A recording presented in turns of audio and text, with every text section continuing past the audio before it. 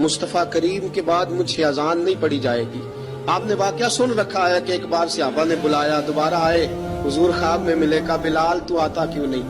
بلال چھوڑ کے چلے گئے تھے، فرمایا اب میرا یہاں دل نہیں لگتا۔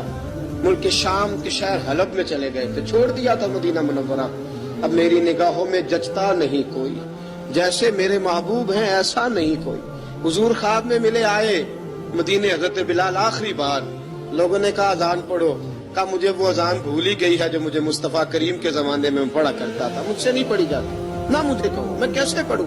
امام حسن اور حسین نے آ کے دامن تھاما نا، تو کہا بیٹا میں تمہاری نانی کا بھی نوکر رہا ہوں، میں تمہاری ماں کی چکی بھی پیستا رہا ہوں، مجھ سے کوئی فرمائش نہ کر ڈالنا، میں نے نوکری کی ہے، اور مجھے اگر اللہ نے توفیق دی تو میں تمہارے بچوں کے پیر بھی دھویا کروں گا۔ لیکن امام حسن رضی اللہ تعالیٰ انہوں نے فرمایا بلال ایک بار تو اذان سنانی پڑے گی۔ سنائی بلال نے اذان۔